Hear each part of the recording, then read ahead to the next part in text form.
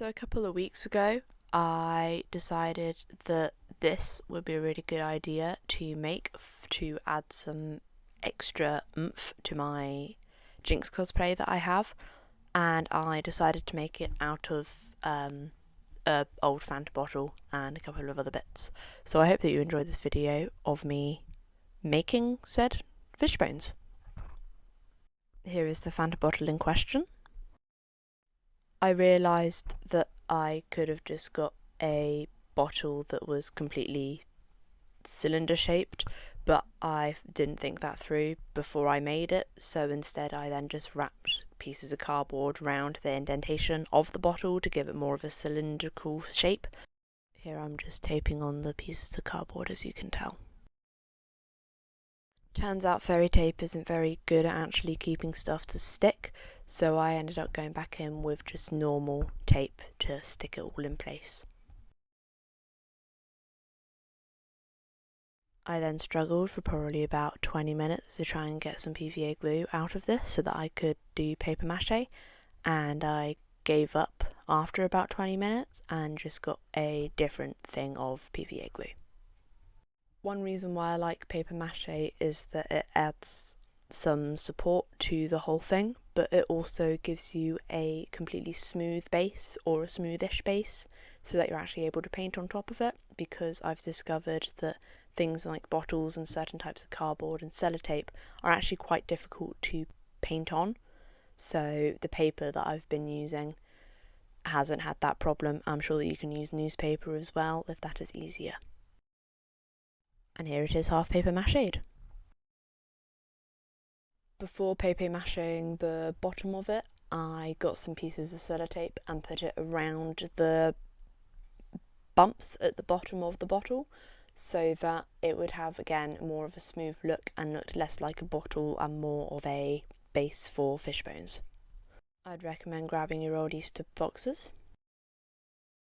I would then measure the size of your bottle. I would then put that size onto said box and cut out a rectangular shape for it. I then did the same on another box that I had. But this one, once cut it out, I folded it completely in half.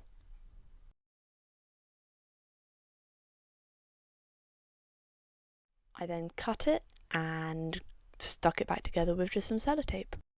I then got a piece of cardboard, and as you can see here on the Easter egg box, it has a very nice rectangular and then to triangular bit, but I would recommend cutting out either a rectangle and then a triangle, or cutting out a shape similar to this one. I then cut about an inch up the piece of cardboard so that I could then fold it so that I would have more of the look of the face of fish bones rather than just a completely smooth top. I then turned the end that didn't have the slit in it into a triangle rather than as a full rectangle. Then I proceeded to fold the bit that I had just cut ever so slightly so that it had more of a slight curvature feel to it, and I stapled it in place. I then proceeded to staple the bit that I just modified onto the two pieces of cardboard that are stuck together but were whole. That doesn't make sense, but I hope that you can see what I mean. I then placed this onto another piece of cardboard and traced the vague outline so that it could be the side of the face. I then just cut it out.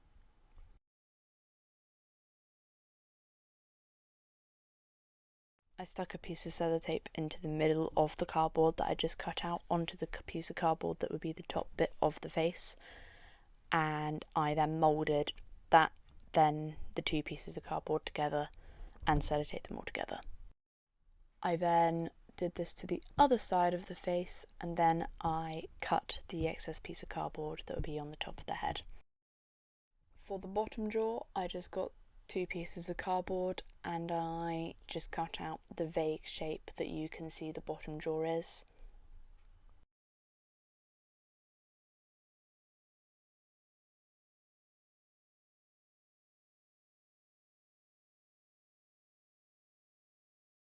I then just found two pieces of scrap cardboard, and I think I stapled them together so that there would be enough cardboard to meet the bottom of the jaw.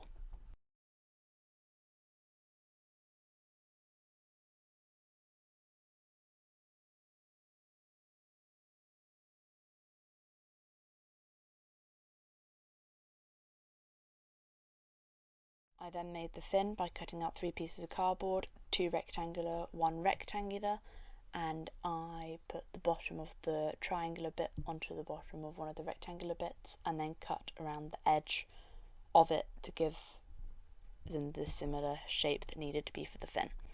I did this to both sides, and then once I'd done that and it had the curvature of a fin, I then stapled the top of it shut so that it had more of a pointed look, like what the fins do.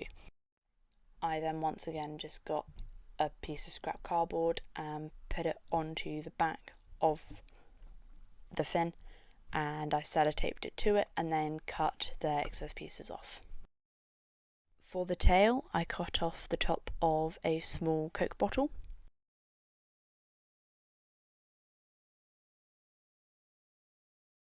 I then got 2 pieces of cardboard and I think I sellotaped one side of it together. I then saw how big I needed the fin to be, the tail to be, not the fin, and I cut to where I wanted it to be in again a curvature shape.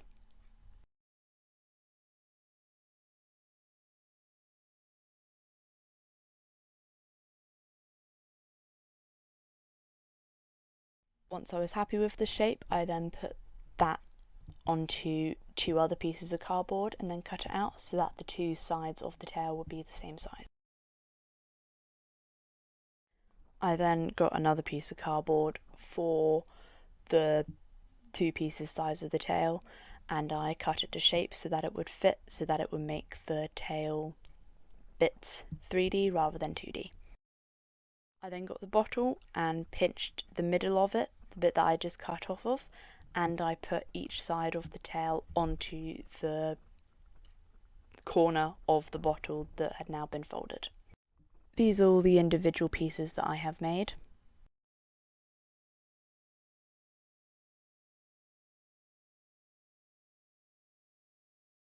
I then made these bits to try and add the bottle base more of dimension, which I will then be sticking onto the bottle. I made them in a similar sense with the 3 pieces of cardboard and then sticking them in a fashion that looked symmetrical, and here I'm just cutting them so that they actually then fit around the bottle rather than having a straight edge. Once I've cut them, I then just get a piece of sellotape and stick both ends down onto.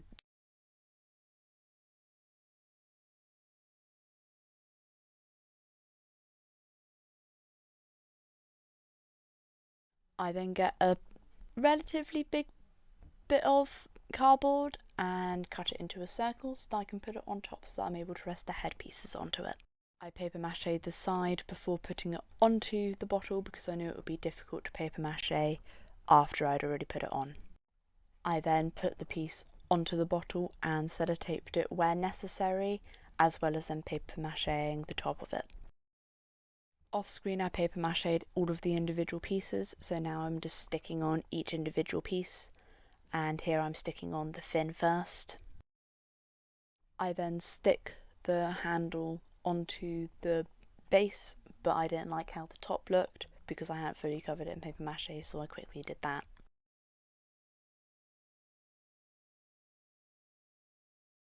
I then added quite a few layers of paper mache onto the bit where the handle meets the base so that it had slightly extra support.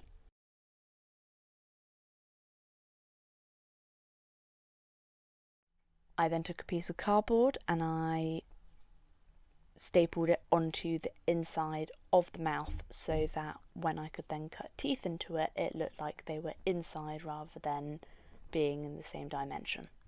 Here you will see that I've now paper mache'd the piece of cardboard that is underneath the other piece of cardboard, and I'm cutting teeth into it now.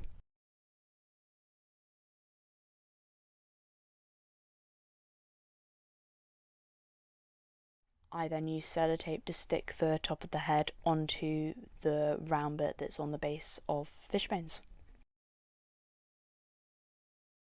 I then add paper mache to give it some extra support and also to get rid of the shininess of sellotape.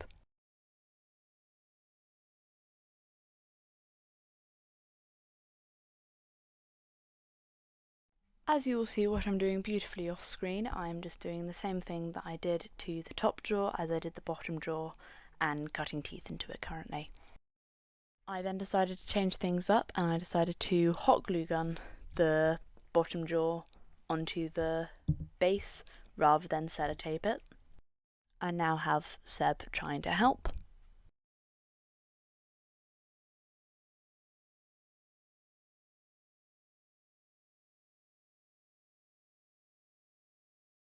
I then proceeded to paper mache over the bottom jaw as well to once again give it extra support and also make the jaw seem more seamless into the base of Fishbones rather than it seem like its own thing.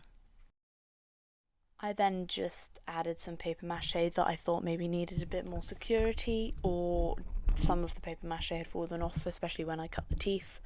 So I just added some more reinforcement and that extra layer.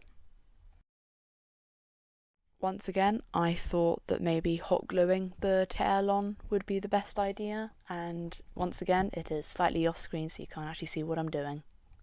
I then proceed to once again paper mache because I'm getting predictable at this point, but no, I don't care.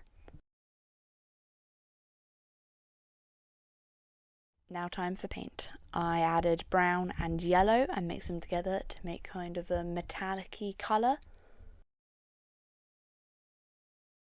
I then painted the head.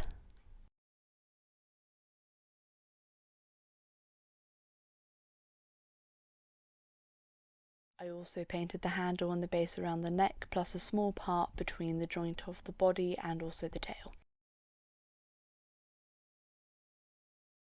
I then realised that actually the body of Fishbones has quite a lot of detail, so I went and started sketching out vaguely where it would all go. Seb didn't think that just helping with a hot glue gun was enough, so he also wanted to help paint.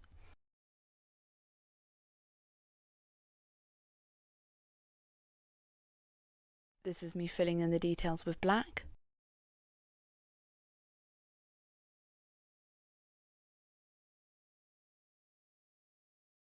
I then used a darkish pink and then a white and made this kind of fluorescent-y stylish pink and added that detail.